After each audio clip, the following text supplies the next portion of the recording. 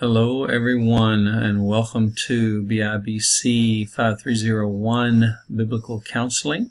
My name is Brad Fairchild and I'll be your instructor for this course. I want to start with just doing a little bit of introductory kinds of things. I want to introduce myself, tell you a little bit about my professional life as well as my family life. First, I want to introduce you real quick to my family. This is me. This is my lovely wife. She and I have been married for 29 years. This is my oldest daughter, Anna, and she is married to Trevor. They've been married for like 9 months. This is the next one down, age-wise. This is Deborah Jo. She just turned 21. She's at Oklahoma Baptist University. This is Sarah Marie. She is a senior in high school. And this is Laura Beth, and she is a sophomore in high school. And this is my father who lives with us, and we call him Gramps. I married my high school sweetheart. Still in love. She's an amazing woman. I am a very blessed man to have her in my life. A teeny bit about me, just kind of professionally. Hold on just a second. There we go. There we go. No, we're still not there yet. Here we go. Uh-oh. It is not wanting to let me click on that. There we go. All right. Let's see. I was born and raised in Dallas area. I live in Flower Mound right now, which is just 20 minutes north of South Lake of the King's University. I did my undergraduate work, part of it at Dallas Baptist University and part of it at Asbury College in Wilmore, Kentucky. I went from there into private practice, into working on getting my LPC. Been a licensed professional counselor, doing counseling for 4 years now. Wow, time flies when you're having fun. I've spent the past 7 years teaching, doing less and less counseling and more teaching people how to become counselors. I am currently back at Regent University working on my PhD in counselor education and supervision. That's a mouthful for teaching me how to be a professor, to teach people how to be a counselor, and to supervise counselors. A few things about this course that I just want to talk to you guys about. One is we're going to, and I don't even know that it's in the syllabus. This is a brand new thing for TKU. This is the first time this particular course has been taught at TKU, and so we are working on doing it's an interfacing program that we can see each other, talk, hear each other. Probably, I don't know this program exactly. I've used programs like this in some of my other teaching and at Regent University. But whoever's talking is the largest on the screen, and everybody else is either off the screen or small. So we can actually meet in class and interact together. So that's something that I look forward to. I think it's going to be a good thing. The challenge is scheduling, and I'm still not sure what I'm going to do with my class. I'm kind of thinking about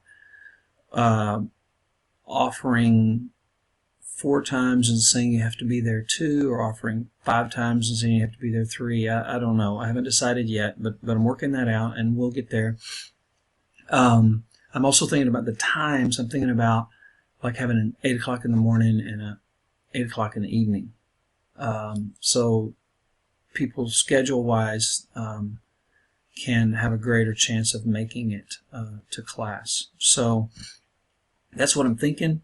Don't know exactly how that's going to turn out. I will communicate that via modifying the syllabus and or emailing you. So we'll get all that straight. I love teaching. I love people. I love counseling. I'm very relational. I'm very high self-disclosure, very open. I am what I am. Sometimes I'm an absolute disaster and mess, and God loves me anyway, and My wife does too, and she actually usually likes me as well, which is a whole different thing. But if you're married, you get that, right? Sometimes she loves me and likes me, and sometimes she just loves me and puts up with me. Um, I have a lot of fun in life. I have a very high value mine is people and relationships, and actually fun is also a high value of mine. So hopefully y'all will catch some of that, and that we will have fun with this course.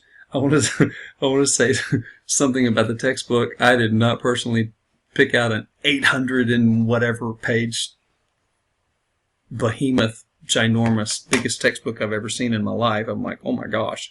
I got that book in the mail and I was like, oh my. I mean, I knew it was 800 something pages long, but I was like, wow, this is huge. So don't go withdraw from the course when you see the book.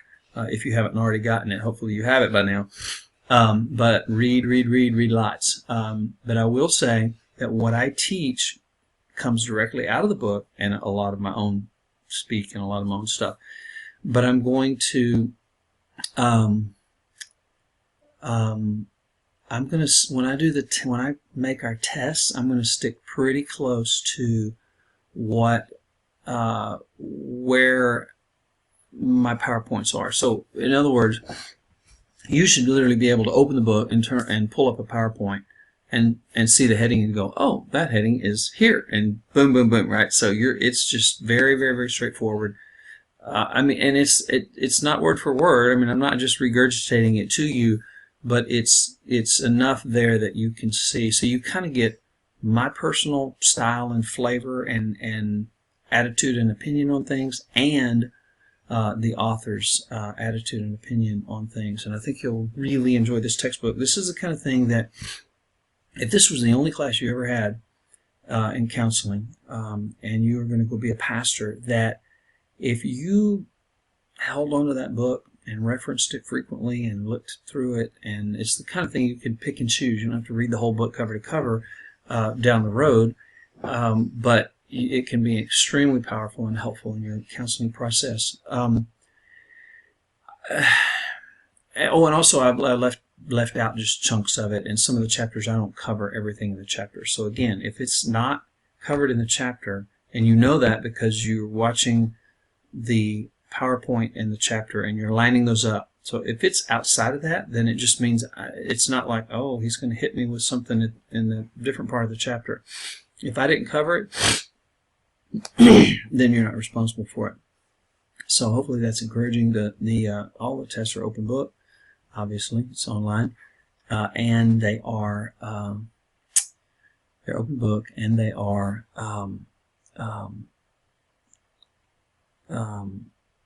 essay.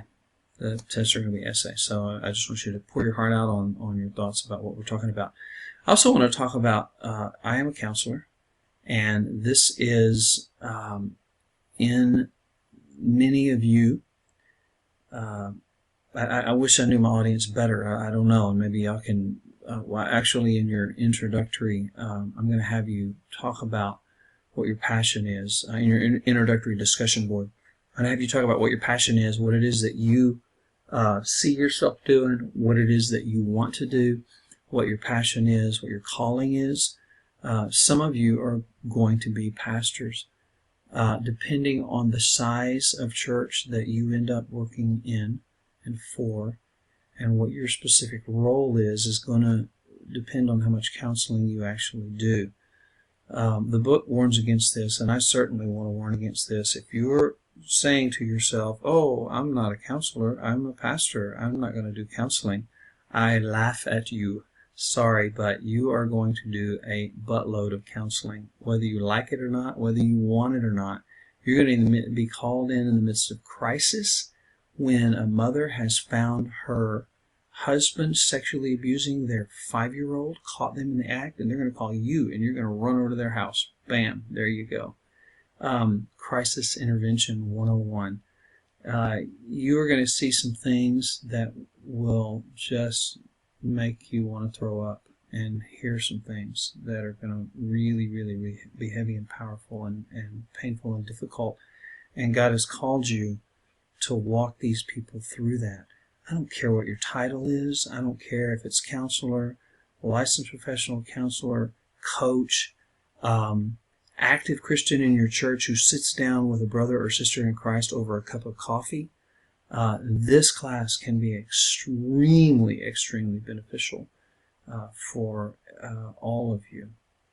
So if you're a Christian and you love the Lord and you're called to minister to people, then this is what we're going to talk about. Now, if you're a pastor and you you look like a pastor, you talk like a pastor, you think like a pastor, guess what? That's because that's what you're supposed to be, and that's who you are, and that's what you are. I am a counselor, called by God, very clearly called by God to be a counselor. I look like a counselor, I talk like a counselor, I act like a counselor, I think like a counselor, I process problems like a counselor. So if there's a rub there, get over it, expand, be challenged. Some of the stuff I say you will not like and you will not understand potentially. I relish that. I encourage you to be mature and be wise and to be able to say, okay, let me think about that. Let me chew on that. Let me process that. Let me make sure I understood him. Let me rewind it and re-listen to what he said because I may not have understood him. Our glasses that we look through are colored. And so sometimes what I say and what you hear are two different things. If you were speaking and I was listening, what you say and what I hear are two different things, and that's fine.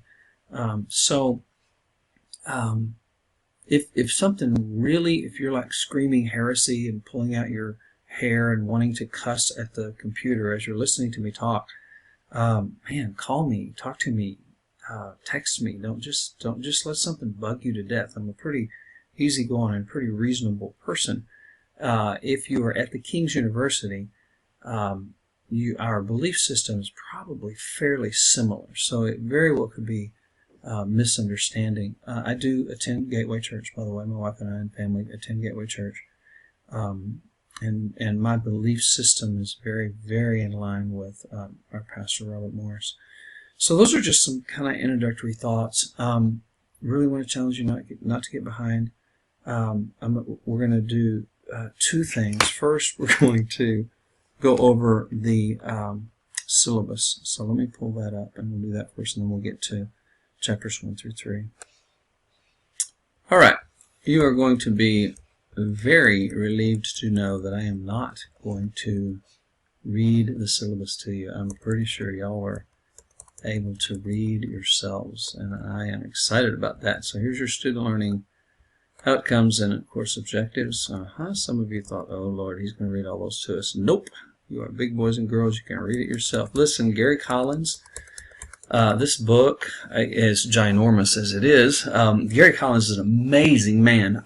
When he was one of the influential people in my early counseling career, and even in grad school. I read his books in grad school. He was I believe he was the first president of the American Association of Christian Counselors. Some of you may have heard of the AACC. Really want to encourage you to join that. As a student, it's like $15, $20, $25 to join, which I know sometimes even that you're like, yeah, I know, I've been there. Like, oh, that's a lie, I know. Really want to encourage you to join if you can at all handle doing that. But Gary Collins was the president of the AACC, and or in its early years, if not the founding president. Did I say I was a charter member of the AACC? Oh, yes. That's so funny. I've got this little plaque. I'm like, wow, I was a charter member. That's crazy. So excellent book. This guy, amazing amount of wisdom. Heard him speak, met him, chatted with him. He was at Regent while I was there not too long ago, physically there. I do Regent online. And just a neat guy. So good, very good stuff. Want to encourage you to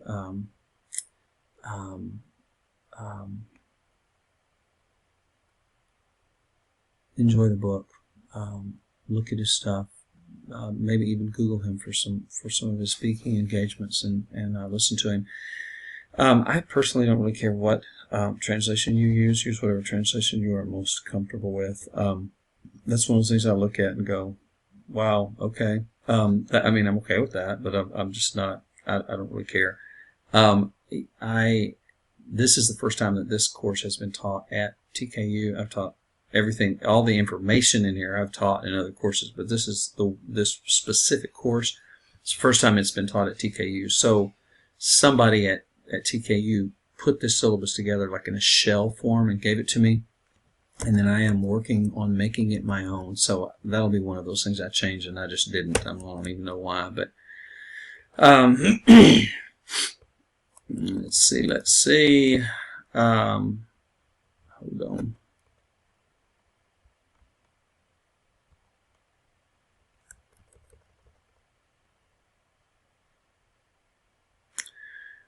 Okay, so this is like assignment number 1, and you will. There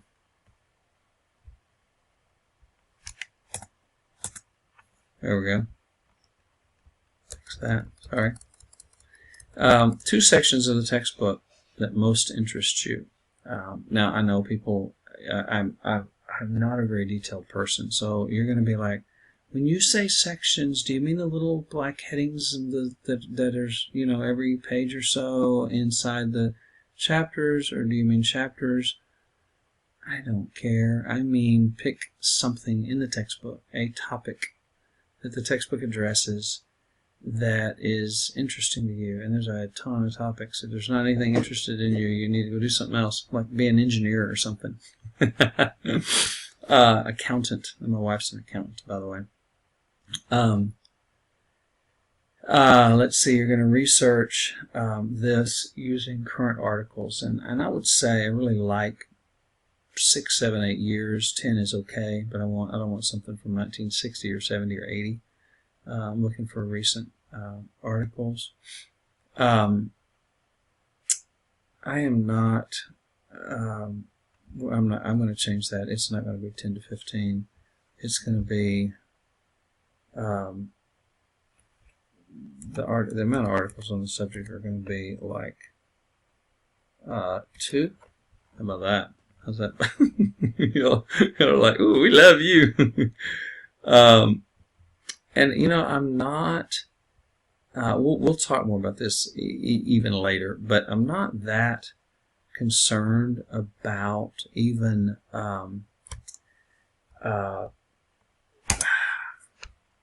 I'm not that concerned about page numbers. I'm going to say no more than 4 pages.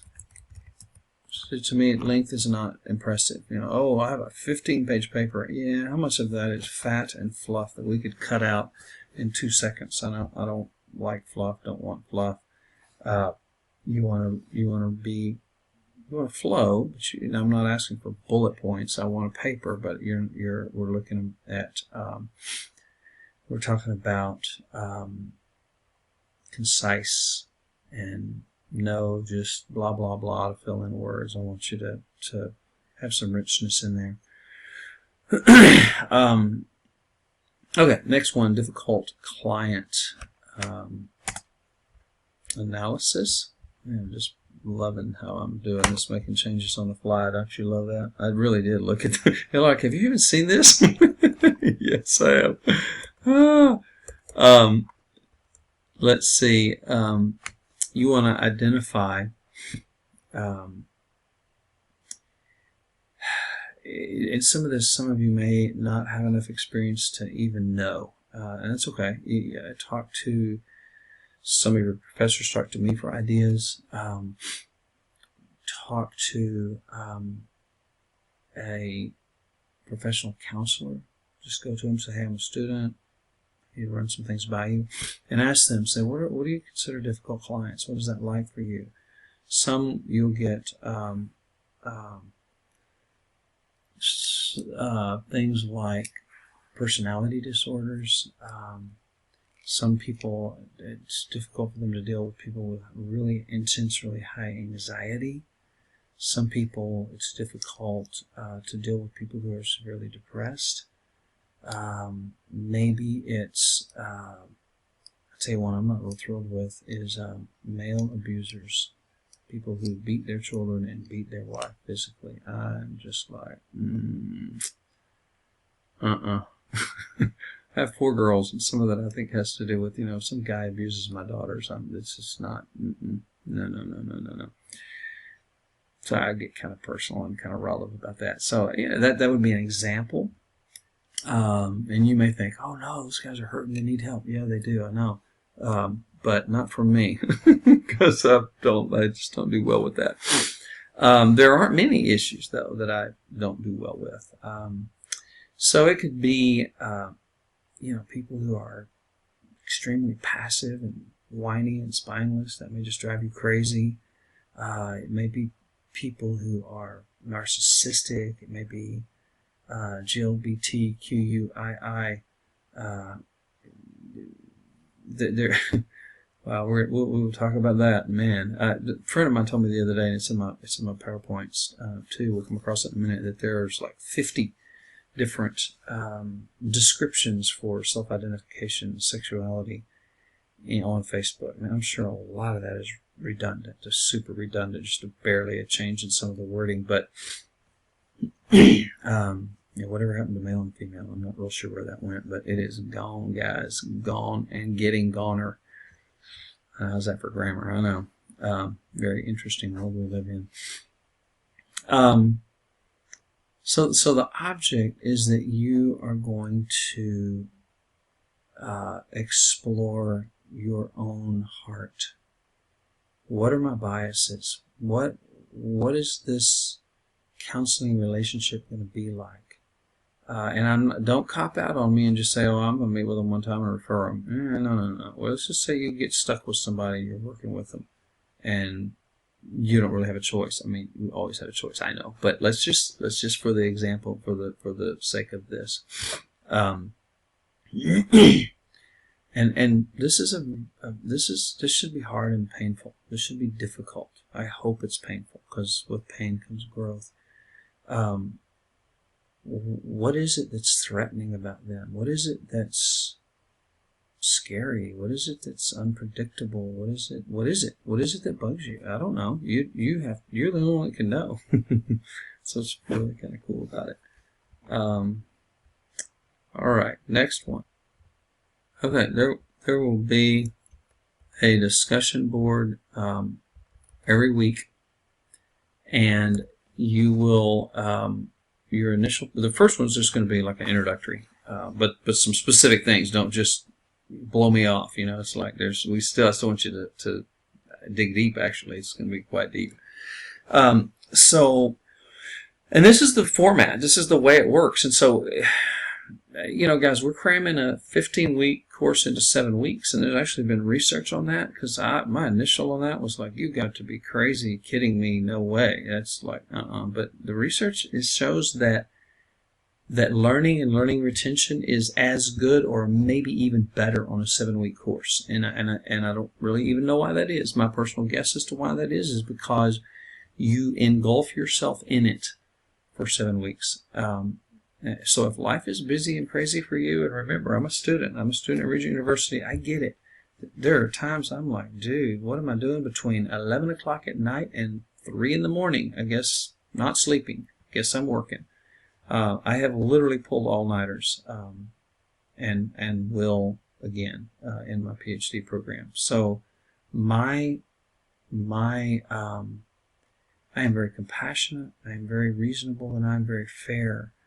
But you are adults, and I have high expectations of you that you will, and some of you may be older than me, and that's fine, but I have, there is a sense of you bit this off and you need to chew, and you chose to do this. You need to set boundaries with your family, which is extremely difficult for me.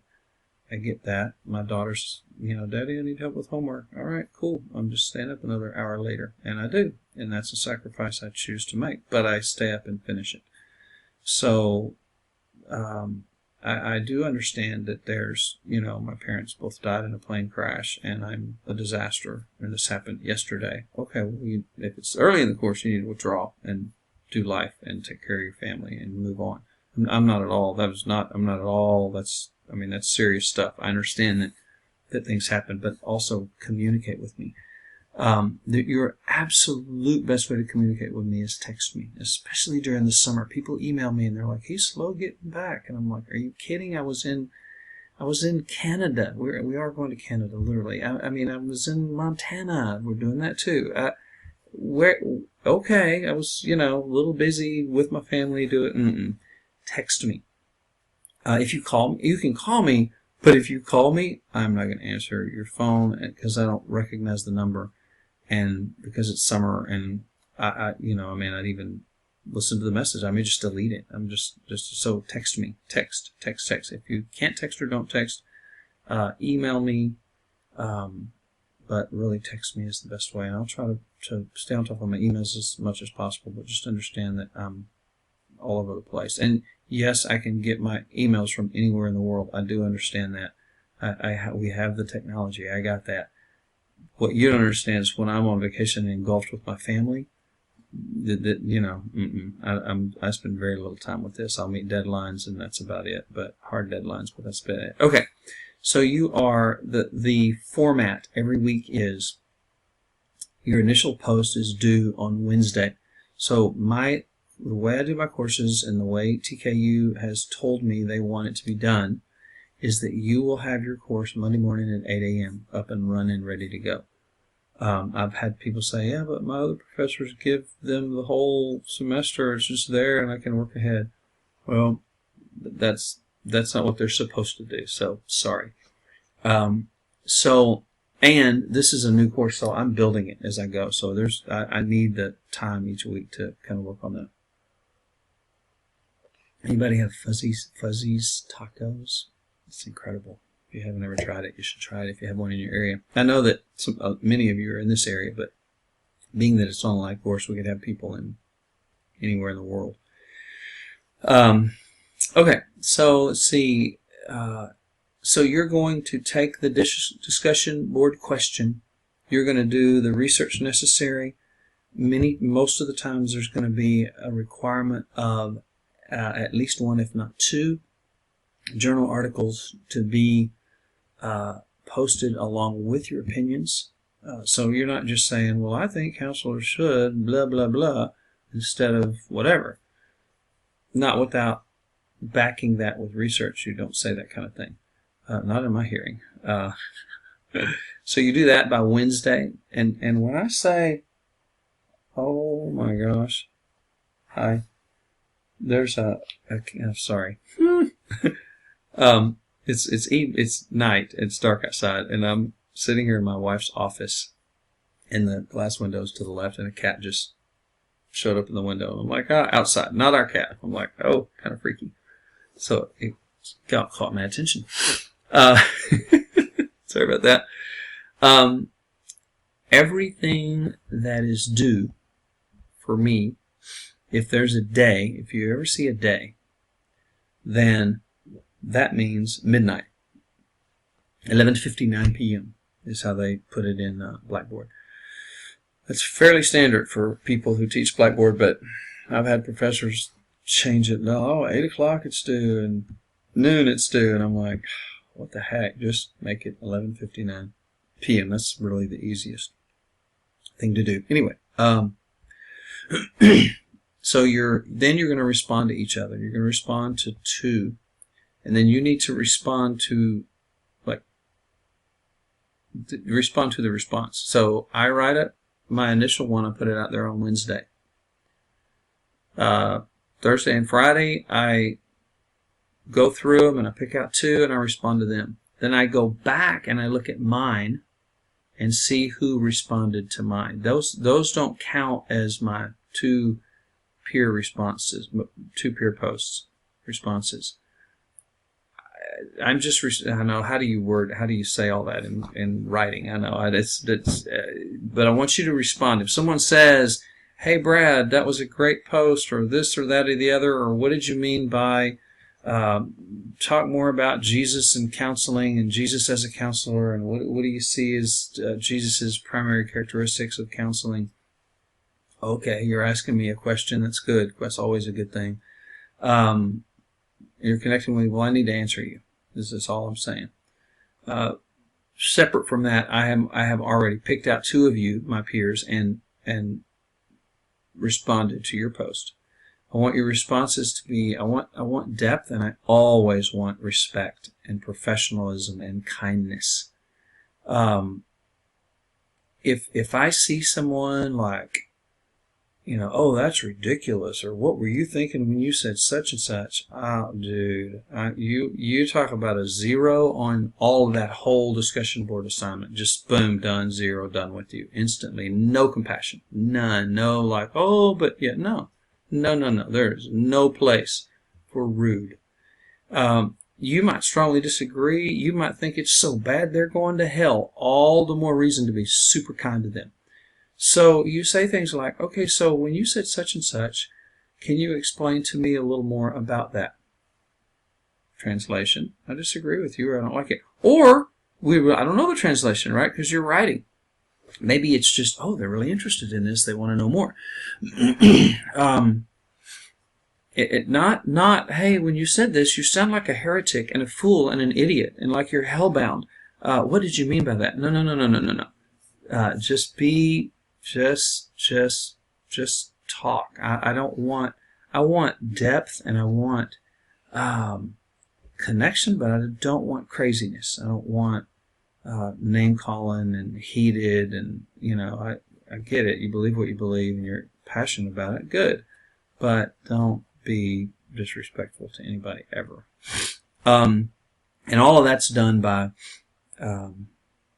Sunday, midnight, 11:59 p.m. I'm sorry, and except for, Sunday night, except for the days, except for the time when you have an exam, because the exam is due, I want you to think of each week as a block, a unit, right? So you got, boom, that whole, everything that you look at on Monday morning, that's that week, whatever that ends with, whatever days it says it's due, and so in the syllabus, and I'll show you in a little bit, then it'll be a little more clear to you. Okay, so on the weeks that you have exam, which is only a midterm and a final, then your exam is going to be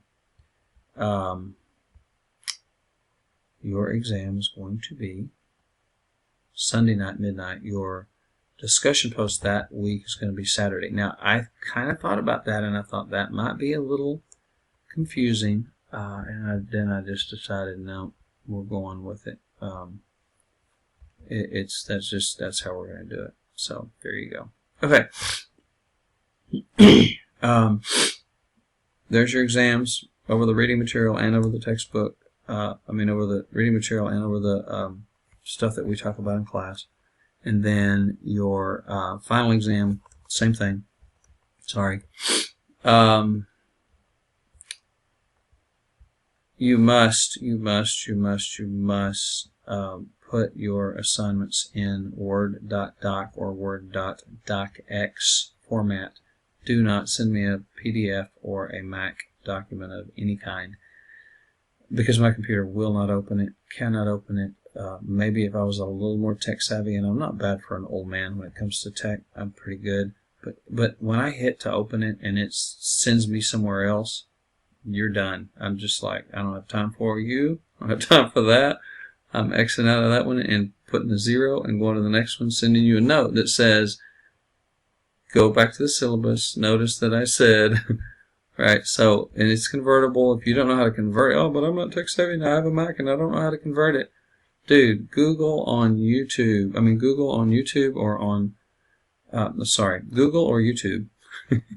There you go. Woo.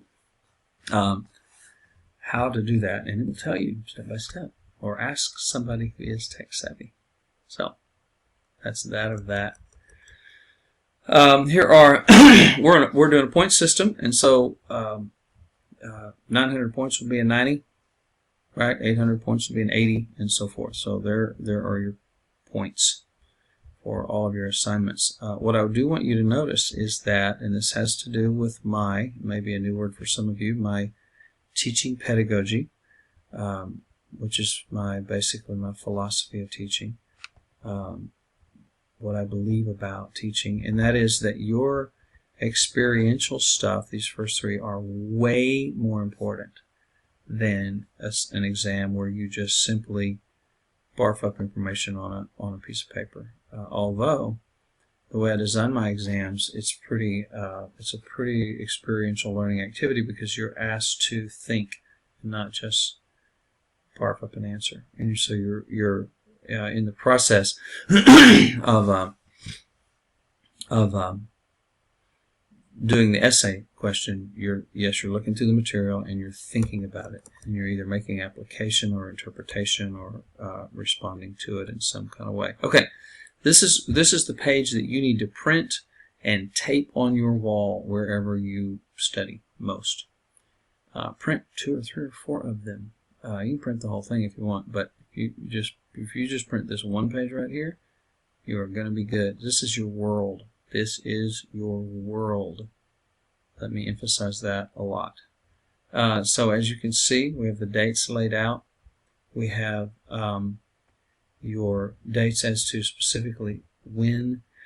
That's going to be, that 18th is going to be Wednesday, that 22nd is going to be Sunday night. You see that here. All right. So here's your reading. You're needing to hold on, I'm going to make some changes on this. Okay. So, and I also want you to view the lecture and or attend the class, and I have not decided on the dates and times of the class. I will modify that.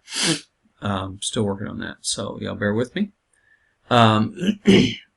So y'all got some reading to do, but listen, I'm telling you, if you're one of those that says, oh, I'm just not going to listen to the lectures at all, and I'm just going to read the book, man, that's going to double time your work. So if you're following the PowerPoint and listen to the lecture, and there's going to be things on the PowerPoint, there's stuff on there that's just mine. So if you've not seen the PowerPoint and you start writing, you're going to sound like an idiot, because you're going to be like, it's going to sound like it, you're going to think it makes sense to you. You go, oh yeah, I know what that is. No, no, you don't. And I look for things from my lecture, from the book, as I'm looking for your reading. So it's going to affect your grade. Just know that. All right. So the week 2, again, discussion board every week. DBS discussion board every week. Wednesday, Sunday, come down here. Here's your midterm. So on this day, your discussion response post is due June 4th on Saturday, so that you have time to focus on your midterm on Sunday. Then your difficult client analysis week 4 is due. And again, discussion boards that week, and then your another discussion board. That's all you get for that week is reading and lecture. View the lecture, and that's every week too. View the lecture and or come to class, whatever we do. No, I will always have a lecture every week. Sorry. And I hope our equipment is savvy enough to be able to record the lecture. So that would be that. If not, then your content exploration is due on week 6, and then the very next week is your final. You're done. So literally, you just have those 2 assignments, 2 finals, and keep up with your lectures and your classes. 10 points a day for late assignments if you have a real emergency. And again, I'm really busy and I'm really tired, and yeah, me too. So sorry about you. I hope y'all can learn to take me with a grain of salt. But I just talk to me. I mean, sometimes people are just extremely overwhelmed and just really hit a brick wall and not doing well.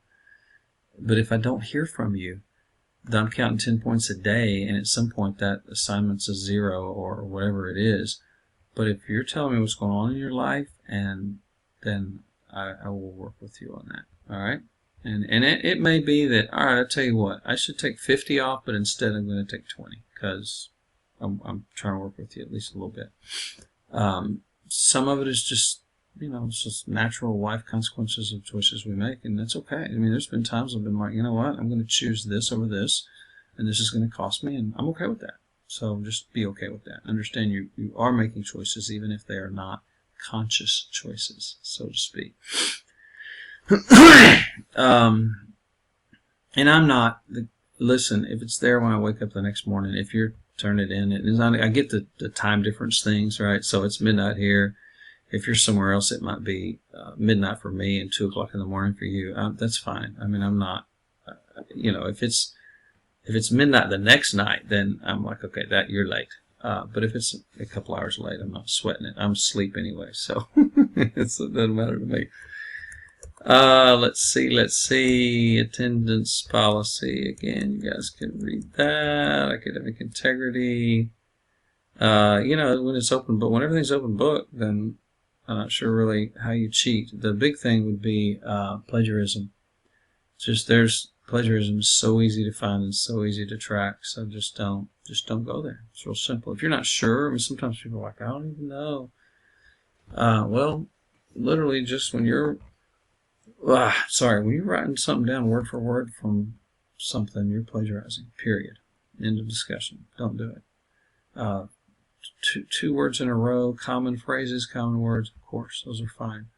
But when it's someone's idea and you're just writing it down, no. You gotta look at it, you gotta reword it, you gotta think about it, and you still have to give them credit and you have to do your citations. Okay.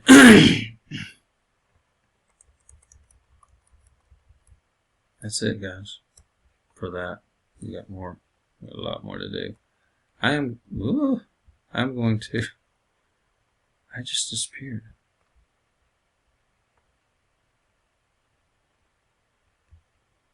Literally, my camera just disappeared. Alright, my big whopping 2-minute refreshing break. I am ready to go. Okay, guys, I am super excited about this course and about the material in this course, and I'm going to have fun. You guys can have fun or not, and I can't tell because I can't see you. But we are going to have a good time. So here we go. You are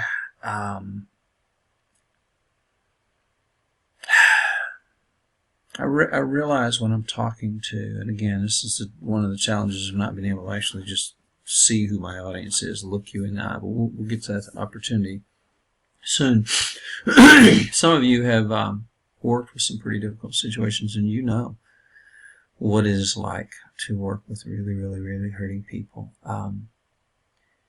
If you don't have a lot of experience over the years, you will realize, wow, this is crazy, tough, challenging, painful, rewarding, beautiful, ugly, ashes and oil and sweet perfume and stench, all sometimes almost at the same time, it seems like. So do you know you're called to do this? Whatever this is, and I recognize that I'm talking to youth pastors, music pastors, counselors, and I realize this is a mixed group, probably largely more in the pastoral realm. So also, I'll say this again, and just in terms of terminology, you may be saying to yourself, but I'm not going to be a counselor, I'm going to be a pastor, to which I just smile and nod and say, and therefore you're going to be doing a ton of counseling. So just understand, pastoral student, that with the highest respect and the highest regard and fear and trembling, and thank God it's you and not me, which recognizing you're saying the same thing to me, right?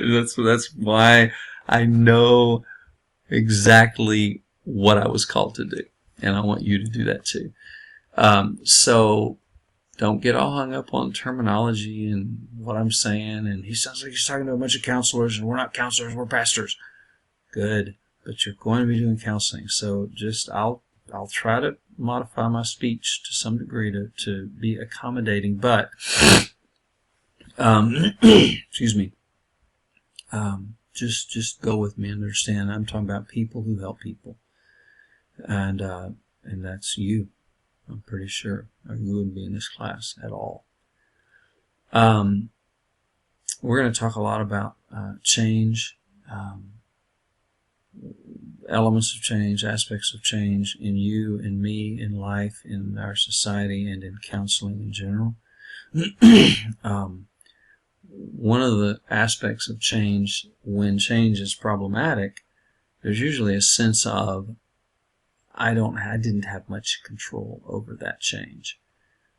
Somebody else made a decision and gave me a pink slip, and I went walking. I had no say, no control, no nothing. I was 2x4'd upside the head. I didn't even see it coming. It just, wow.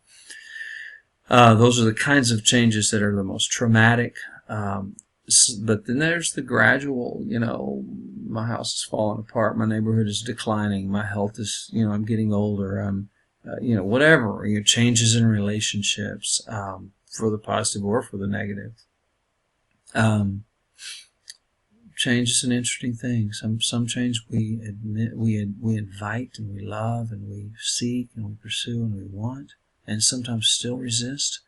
Some change we fight against tooth and nail, and it's something that God's trying to get us to change, and we just fight it because we are sinful human nature. But either way, you are an agent of change and will be. Research done by Pahlavi and Herman, they came up with this phrase, false hope syndrome, and it's very commonsensical, if you will, but so when we have unrealistic expectations, so I'm going to lose 50 pounds in 6 months, it's going to be easy, here we go, yeah, unrealistic expectations. And someone might be listening to me and saying, but I've done that before. Okay, that's good. I mean, I didn't say it was impossible, but for most people, that's unrealistic. Whatever it might be. It could be all kinds of different things. Their initial stage of commitment and feelings of control, I got this, I'm doing this, I'm working my plan. Day 2, look at me eat, look at me exercise. Look at me eat healthy, look at me exercise. Some success early on, and that success, the reward of the success goes away, doesn't feel as rewarding, or the success stops or slows. And then we begin to get resistant and say, well, I don't know about this, and rah, rah, rah. And then there's failure, and we abandon everything. We quit doing what it is we're trying to do.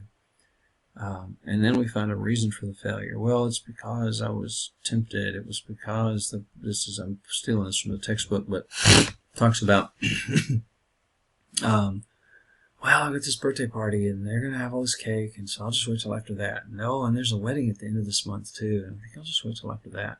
So it's those things' fault and not my fault. Or it can be my fault in an unhealthy, beating up on myself kind of a way, which can be problematic as well.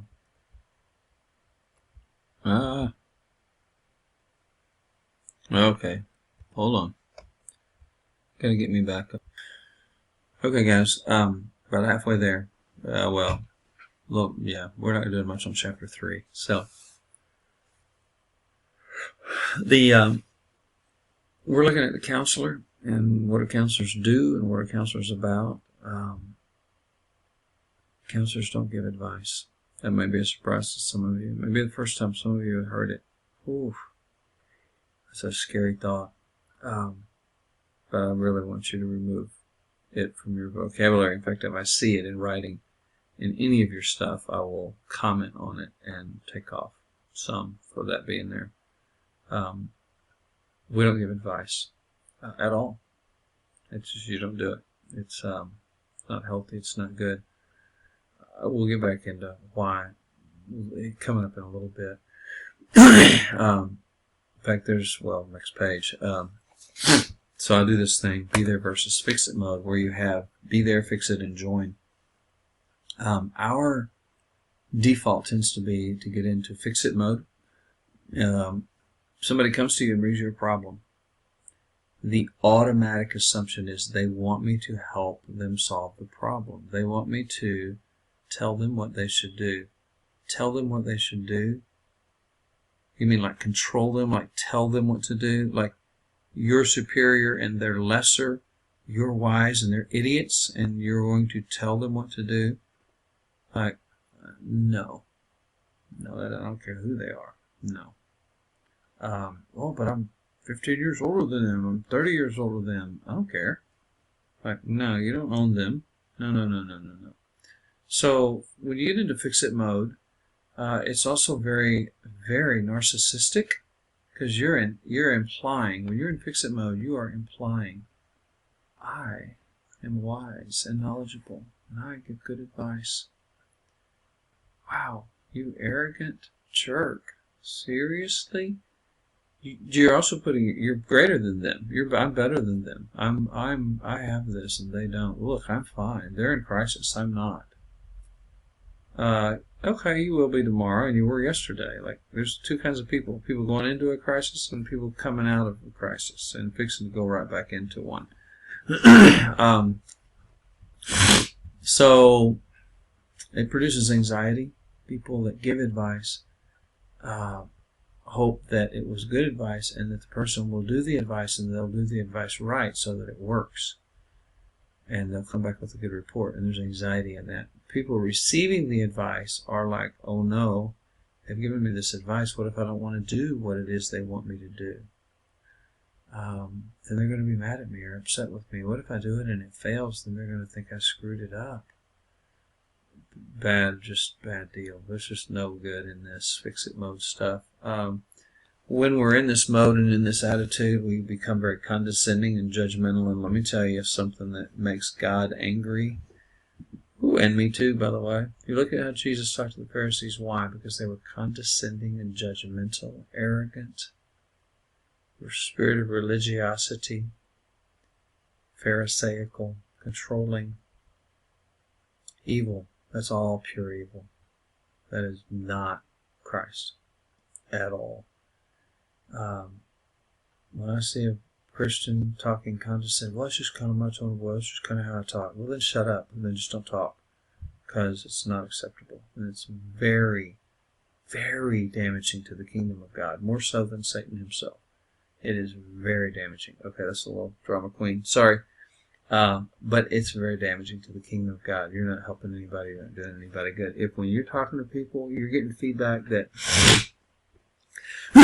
you come across condescending and judgmental, then you need to work on that. You need to figure out what that's about. Ask God to help you. Ask a friend to help you. You gotta work on that. That's a huge, huge, huge, huge issue. Fix-it mode is advice giving, which we don't do, which we've already eliminated from our vocabulary. Very good. Your value is placed on your ability to fix their problem. It is self-serving. It's prideful. It's stroking your own ego. It's just not good. People really believe, well, that's what people want. No. People want to be heard. People want to be understood. People want to know that you are there for them. This whole concept of being there, like, so many people don't even know how to be there for people in a way that I'm talking about. It's even hard to define. Certainly beyond the scope of this class, and we can talk more about it, but fix-it mode is very task-oriented instead of human, people, and or relationship-oriented.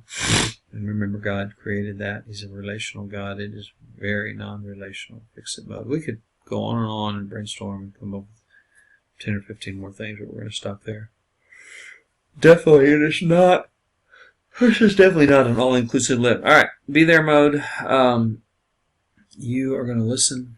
You're going to reflectively listen. You're going to, yeah, I hear you. You're going to be there. You're going to be deeply present with them.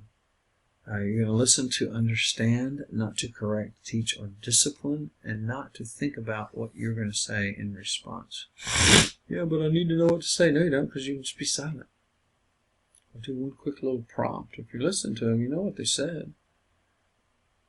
You just go back to something that they said. Ask them to tell you more about it. ask. You have to, genuinely care. You can't fake that one. You either do or you don't. You have to ask yourself, can you genuinely care? And then use your solar skills. Face the person squarely, open posture, lean forward, eye contact, and relax in the midst of it all. Okay, so then people say, well, if all I do is just say, oh, yeah, I hear you all the time, then how are we ever disciplining our children? How are we ever coming up with solutions? How are we ever helping people? Agreed. When in doubt, and when the conversation starts, whether it's an ongoing topic, ongoing conversation, ongoing relationship, or a brand new one, force yourself to go into be there mode. Hone your listening skills and learn to listen to them and listen to them for a long time. Maybe to the close of that conversation and walk away. Yeah, but I had all this stuff to tell them. You had advice to give them. You had a desire to put them in a position where you were greater than they were, and you have advice, oh wise one, and you want to tell this poor suffering soul, yeah, it's my friend. Okay, take that one to the Holy Spirit. Take that up with God. Maybe not you. If you're really upset right now when you hear that, you're so guilty. I love it. The more upset you are, the more right I am. That's always the case. And yes, that barrel gets pointed at me all the time, and it's true. I say it to myself now. I'm like, oh, crap. I got so mad at her. She must be right. Yes, I'm talking about my wife. So what do we do then? After we listen, after being there, we join. We join with them. We listen. We believe in their ability to solve their own problem. Yeah, but you don't understand how big of an idiot this person is. You don't understand how big of an idiot you sound like right now if you're saying that. Like, yeah, no. That's you believe in their ability to solve their problem. You encourage them. You say things like, okay, well, let's talk about this. Let's work on this. Let's brainstorm together. What are all the possibilities? You may have to prime the pump on throwing out some possibilities, but a lot of times they'll come up with multiple possibilities. You can give little prompts and modify some of those possibilities, add to them, but write them down. If you're working with somebody, have them write them down. But you're brainstorming together, and you're hoping that it's 90%, 10%, or 99%, 1%, that they're getting most of the words that you're writing down and not you. Remember, these people they've thought about this. This is a problem in their life. It's not like problems happen in a vacuum, and they never thought about a solution until they came to you. So ask them, what have you done? What have you thought about doing? What have you tried? Usually there's something, right? So ask them for that. They'll give it to you, usually. Learn how to be present. Learn how to be very present. Listening skills. It goes back to the solar skills. Be attentive. You can teach some. You don't want to. That's all you do. But you can do some teaching. Go to a board. Go to a napkin. Lay some concepts out for them to chew on. That's great. Oh, and by the way, did I say listen to them? Lots. Shut up and listen. I'm thinking about doing a parenting teens retreat, and I'm going to title it, or speaking engagement, like seminar. I'm going to title it, Shut Up and Listen. I love that. I don't know if I'm ever going to do that, but it is one of my dreams, I guess you'd say, to do that. All right, so you're wondering, what are the qualities of an effective counselor? I'm glad you asked. I would say this would be true for an effective pastor as well. Psychological health. Nobody's perfect, but are you halfway healthy? Do you know you're unhealthy if you're unhealthy? Do you know your unhealthiness or your unhealthy tendencies? Are you open to knowing? Do you want to know? That's a big part of that one. Do you really love people? Do you have an interest in people? Do you like people? And if you really don't, they're like, I don't even really like people that much. What are you doing? Like, you're going to be a pastor? You're going to be a youth pastor? You're going to be a counselor? And you don't really like people very much? No. Go Go be an engineer. Go be an accountant. Wrong field. Empathy. To feel with. I like that. To get in their shoes. So it's not sympathy. Oh, you poor baby. It's going to be so rough for you. I'm so sorry. No, that's sympathy. Empathy is, wow, dude, I feel your pain. I feel it with you. I see the tears and I cry them with you. I'm not encouraging you to cry with your clients all the time, but or your people, but there will be times you will, most likely. But I feel your pain. How warm are you? Are you personally warm? Well, I'm just not a very warm, naturally warm person. Then why are you going to be a pastor? Why are you going to be a counselor? What are you thinking? Like, if you probably have some gifts and talents and abilities in another realm, you could be doing something else. So, how personally warm are you? Can you change that? Yeah, you can. I know we just started the whole thing off with you can change. I think there's some things that this is the way God made me. It's a personality thing. There may be a personality flaw aspect of that, but some stuff you're pretty much, it's going to be very minimal change over a long period of time. Self-awareness. How self-aware are you? One of the questions to ask is how good are you at receiving feedback? One very powerful and very painful exercise is to go to someone close to you and say, I need some feedback. I need to grow in self-awareness. Do you think I've been very self-aware? And they're going to give you some feedback. You can tell them, am I rude? Am I short? Too much of the time. Now take it with a grain of salt, but if you're willing, are you willing to hear people's feedback, then you're probably fairly self-aware. If not, you're probably not. Well, how can I know, if you're not self-aware, how can I know that I'm not self-aware if there's stuff there that I don't know is there? It's kind of a, if the tree falls in the forest and nobody's there to hear it, does it make a sound? One of those kind of deals. But a little more logical, if you think about it, if you're, I'm very self-aware, and the people around you are looking at you going, wow, dude, you are clueless. You have no idea what a jerk you're being to everybody around you. I'm not a jerk. I'm very self-aware. Okay. Very, very, there's your most non-self-aware person right there. What are your values? What do you believe? What's important to you? Do you know? I'm not just talking about, I love Jesus and Jesus died on the cross and this. No, I ain't talking about that. When it comes to task or people, which do you choose? That tells you your value. That's a value. Will you drop anything for a person? Or does the person need to wait because you're in the middle of a task? Wait till I finish my task and I'll get with you, baby. All right. Let me know how that works out for you in 10, 15, 20 years relationally, because, again, that's part of the way God made you, and that's part of a personality issue, but to an extreme, it can be very unhealthy. How tolerant tolerance of ambiguity. In other words, you never know what's going to happen. You never know what's going to walk through that door. Even if you know the client, you don't know what's going to walk through that door. How comfortable are you with that uncertainty? Obviously, you are unique. Remember your uniqueness. Celebrate your uniqueness. Utilize it to your advantage. Know your assumptions, what they are. About people in life, I tell people this is your theory. You're a theorist and you don't even know it. Do you initially go to, oh, well, it's because they're had a rough childhood? Well, that's most of their problem. Okay, well, there you go. There's your theoretical position, by the way. That's called psychodynamic, modern psychodynamics, neo-Freudian. You may say, oh, it's a spiritual problem. Okay, that's a theoretical position as well. Theoretical position.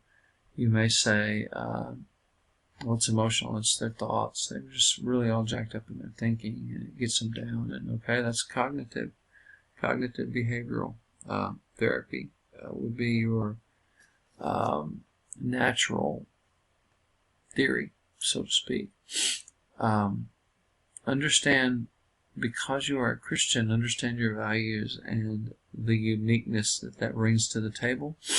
Your goals are going to be very, we do not live in a values vacuum. They want us to be. We're not. They don't have either. They, the politically correct pushers, want us to be value-free, and we're not. It's not possible. So what are your values? And as a Christian, what do you bring to the table that's going to be different? There's a million methods, and one person may use one method 1 minute and then a different one the next, and the same one the third time with a different person, and it's the wrong method with the wrong person at the wrong time. So timing and person and what's going on have a lot to do with the use of methods and techniques. And remember that you are gifted and talented, and that it's very unique to you, and God put that in you. Here's some common mistakes. Just visiting with people, just chatting. Hey, how was your day? Oh yeah, how's Aunt Susan? How's she doing? Yeah, great. Just friendly chat.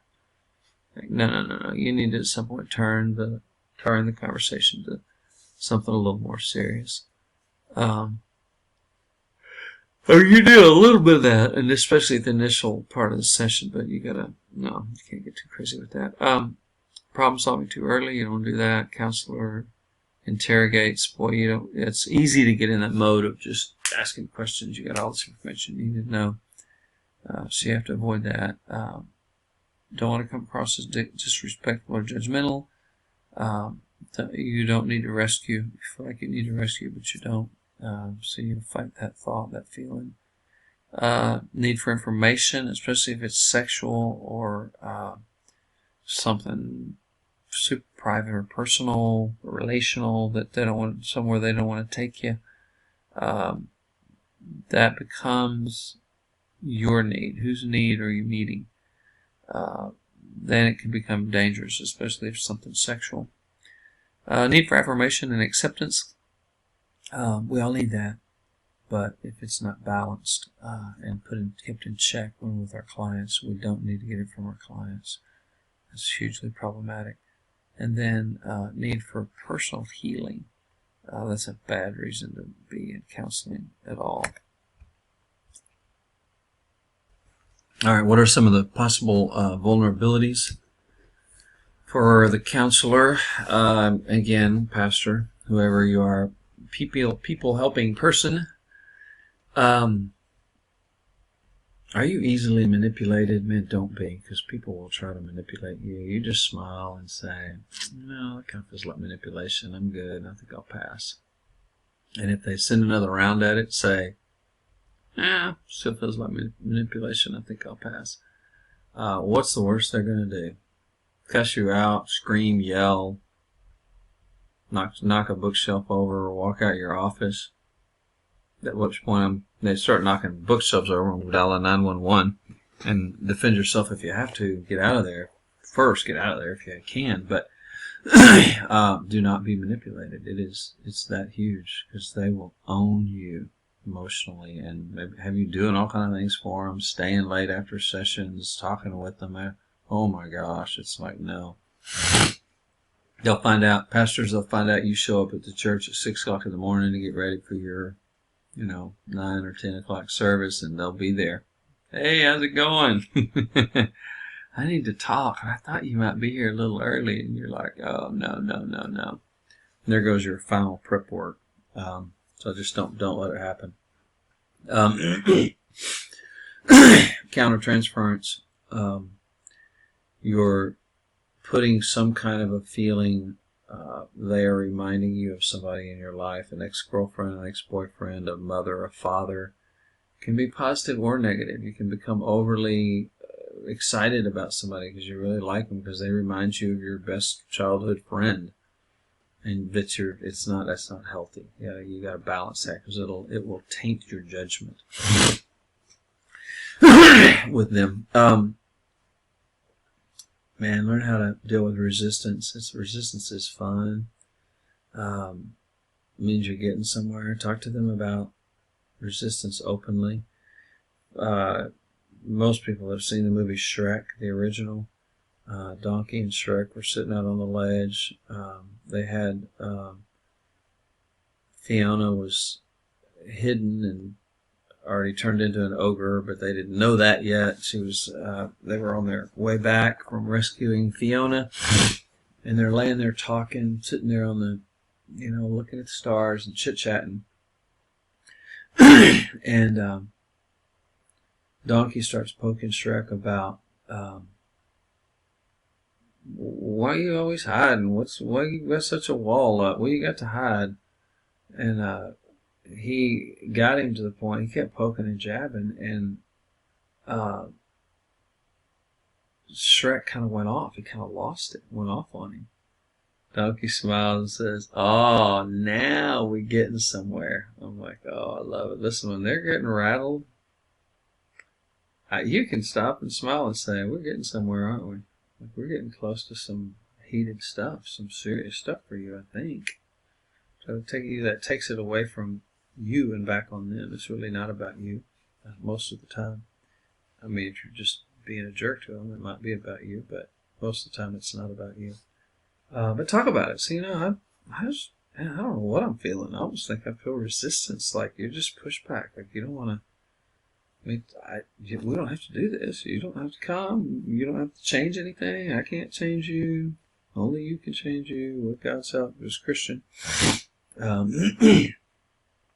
Just talk to him about it and just smile. It's like, it's okay. Say, hey, listen. Here's a fun little self-disclosure. Hey, listen. When I come to something hard in my life that I see that I need to deal with, my first response is resistance. I think everybody's is. And if you don't see that, I would question your self-awareness. There's that tendency to resist. And we feel like somehow, I think we've been taught somewhere that that's not very spiritual, or like, oh, that's not very Christian of you. God created us that way. Process it, think about it, resist, slow it down, so you can look at it and weigh it and evaluate it. And it's not all bad. If you're just resistant all the time and never making any changes, then yeah, that's a problem. But for the most part, resistance is normal and okay.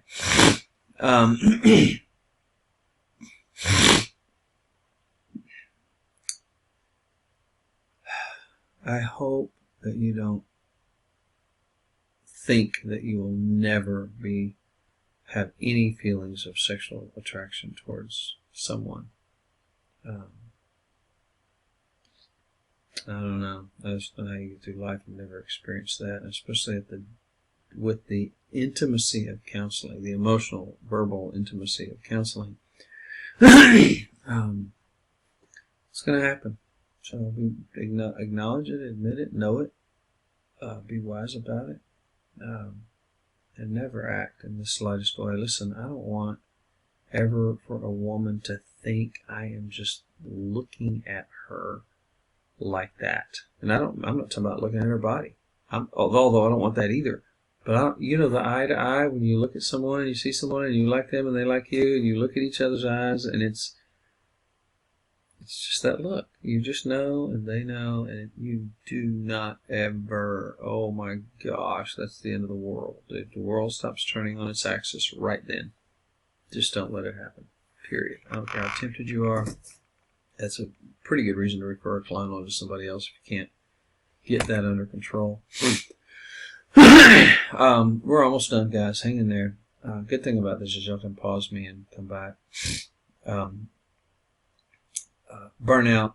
You're going to experience fatigue, devaluing of self and others, loss of joy, depression, anger, anxiety, devaluing of your organization. It's just horrible all the way around it.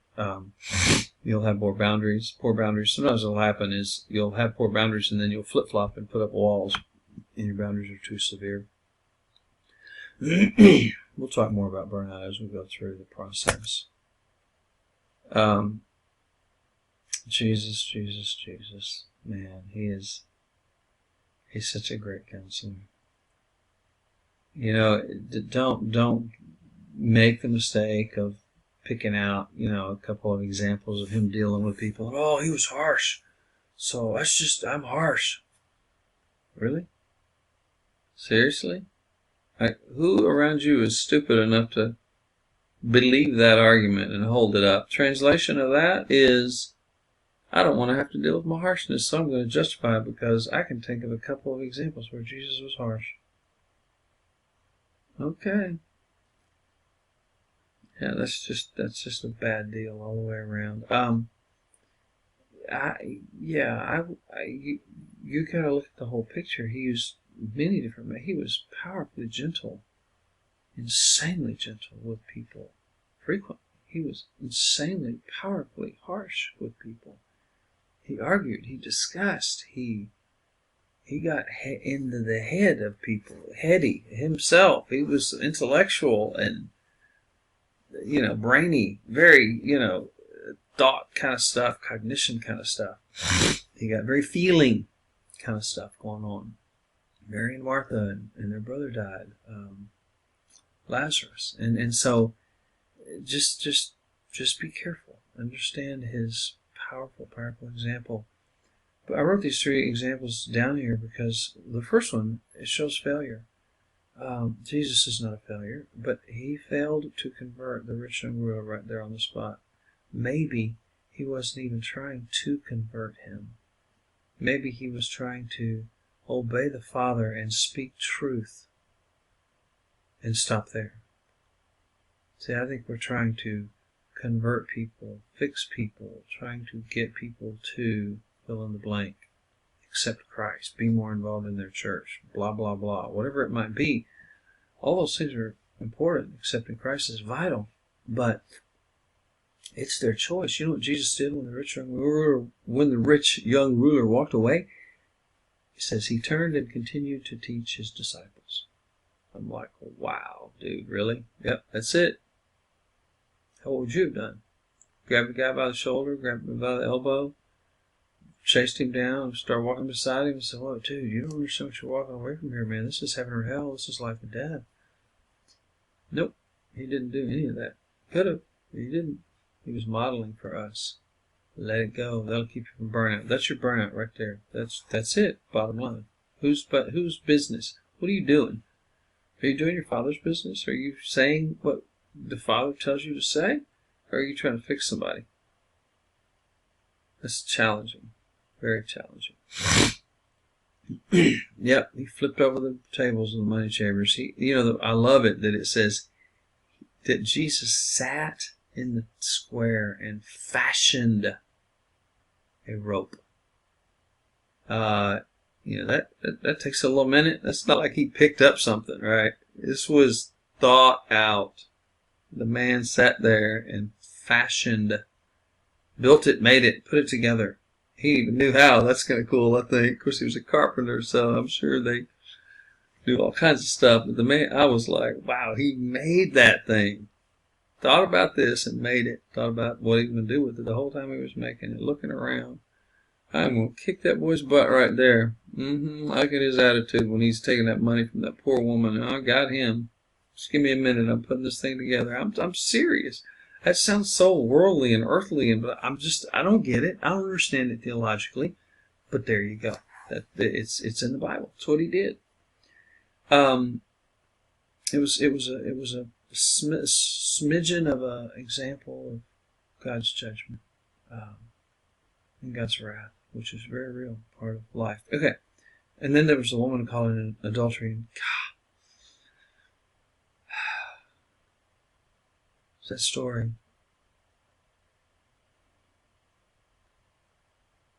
That story gets to me. It makes me teary-eyed. Here is a woman who was ashamed, embarrassed, caught, hurt. What was being done to her was unjust by the Pharisees. Where was the man? In other words, double standard. This was wrong in so many ways. And Jesus protected her. He saved her life. He stood up for her. He fought for her. He took up for her. He loved her. He was gentle. But you know what he didn't do? He didn't say, here's a condom, honey. Make sure you're careful when you have sex. I know you have needs. Just be careful. No. That's what we're doing to our kids nowadays. We, the society, not you and me.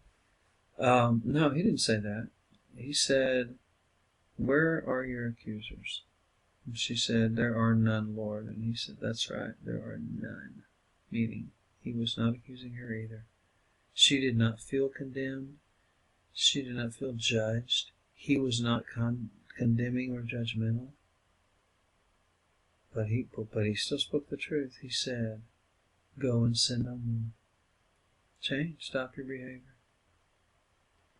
Man, I want to be Jesus when I'm talking to people. I want to be that. I want to be that person that can challenge someone to change something in their life and then walk away and know that I love them, that I am on their side, that I will go to bat for them.